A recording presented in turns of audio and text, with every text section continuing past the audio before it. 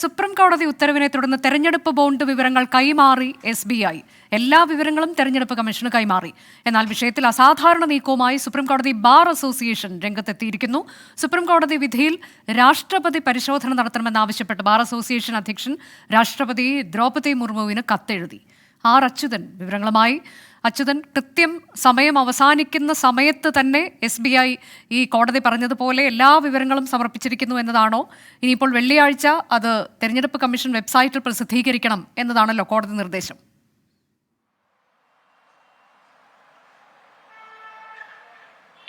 അനുജ, അങ്ങനെ തന്നെയാണ് നടപടിക്രമങ്ങൾ. അതേ രീതിയിൽ തന്നെയാണ്. കാരണം സുപ്രീം കോടതി രൂക്ഷ വിമർശനമായിരുന്നു ഈ ഉത്തരവിൽ SBIക്ക് നേരെ ഉന്നയിച്ചത്. അതായത് സുപ്രീം കോടതിയുടെ ഉത്തരവിനെ ലളിതമായാണോ കൈകാര്യം ചെയ്തത് എന്നതടക്കം SBIക്ക് നേരെ ചോദ്യം ഉയർത്തിയിരുന്നു. SBI ആവശ്യപ്പെട്ടിരുന്നത് ജൂൺ 30 വരെയുള്ള സമയമായിരുന്നു. കാരണം ഈ വിശദാംശങ്ങൾ ഈ സീൽ വെച്ച കവറിലാണ്. അതിന്റെ ശേഖരിക്കുന്നതിനെല്ലാം തന്നെ ഒരു താമസം എടുക്കുമെന്നുള്ളത് കോടതി അറിയിച്ചു. പക്ഷേ അത് കോടതിയിൽ സ്വീകാര്യമായില്ല. എത്രയും ഉടനടി തന്നെ വിവരങ്ങൾ കൈമാറാൻ നിർദ്ദേശിക്കുകയായിരുന്നു. അങ്ങനെയാണ് ഇന്ന് വൈകിട്ട് 5:30 വരെ സമയം SBIക്ക് സുപ്രീം കോടതി നൽകുന്നത്. ഇത് പാലിച്ചില്ല എന്നുണ്ടെങ്കിൽ കോടതി അലക്ഷ്യ നടപടി എടുക്കുമെന്നുള്ള താക്കീതും സുപ്രീം കോടതി നൽകി. എന്തായാലും ഒടുവിൽ ഇപ്പോൾ SBI ആ നിർദ്ദേശം പാലിച്ചിരിക്കുന്നു. ഇന്ന് 5:30 തന്നെയാണ് SBI ഈ ബോണ്ട് വിവരങ്ങൾ, ഇലക്ട്രൽ ബോണ്ട് വിവരങ്ങൾ ഇപ്പോൾ തെരഞ്ഞെടുപ്പ് കമ്മീഷന് കൈമാറിയിരിക്കുന്നത്. ഇതിനി ഈ വരുന്ന വെള്ളിയാഴ്ച തെരഞ്ഞെടുപ്പ് കമ്മീഷൻ വെബ്സൈറ്റിൽ പ്രസിദ്ധീകരിക്കുമ്പോൾ നിലവിൽ ഇതുവരെ സുപ്രീം കോടതിയിൽ നൽകിയിട്ടുള്ള സീൽ വെച്ച കവറിൽ നൽകിയിട്ടുള്ള ചില ബോണ്ട് വിവരങ്ങൾ ഉണ്ട്. അതും കൂടി ഇതിനോടൊപ്പം തന്നെ തെരഞ്ഞെടുപ്പ് കമ്മീഷൻ പ്രസിദ്ധീകരിക്കുന്നതാണ്. എന്തായാലും SBI നൽകിയിരിക്കുന്നത് രണ്ട്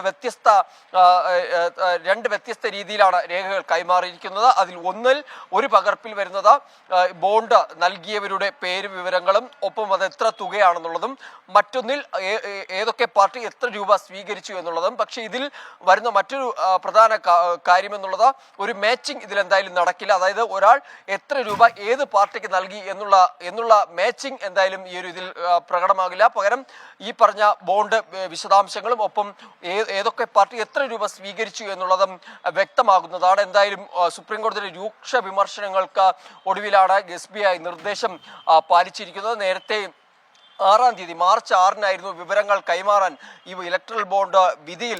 അതിനിടെ ഇപ്പോൾ ബാർ അസോസിയേഷൻ രംഗത്തെത്തിയിരിക്കുന്നല്ലോ. രാഷ്ട്രപതി പരിശോധിക്കണം, അതല്ലാതെ ഈ ഉത്തരവ് നടപ്പാക്കരുത് എന്ന് പറഞ്ഞുകൊണ്ട് അതിന്റെ ഒരു പശ്ചാത്തലം കൂടി അച്യുതൻ. അനുജ, തീർച്ചയായിട്ടും അതൊരു അസാധാരണ നീക്കം എന്ന് തന്നെ പറയാം. കാരണം ഈ സുപ്രീം കോടതിയുടെ വിധി രാഷ്ട്രപതി ദ്രൗപദി മുർമു പരിശോധിക്കണം എന്നൊരു വിചിത്ര നീക്കമാണ് സുപ്രീം കോടതിയുടെ ബാർ അസോസിയേഷൻ അധ്യക്ഷൻ നടത്തിയിരിക്കുന്നത്. അതിൽ പ്രധാനമായും പറയുന്നത് ഈ വിധിയെ രാഷ്ട്രപതി പരിശോധിക്കണം. എന്നാൽ ഈ പരിശോധിക്കുന്ന സമയം വരെയും, പരിശോധിച്ച് അതിലൊരു നടപടി സ്വീകരിക്കുന്ന സമയം വരെയും വിധി നടപ്പിലാക്കാൻ അനുവദിക്കരുത് എന്നാണ് ആ കത്തിൽ പറയുന്നത്. എന്തായാലും ഇതിൽ രാഷ്ട്രപതി ഭവനിൽ നിന്ന് ഇതുവരെയും ഒരു പ്രതികരണം ഉണ്ടായിട്ടില്ല എന്നാണ് ഈ ഒരു സമയം വരെയും മനസ്സിലാക്കുന്നത്.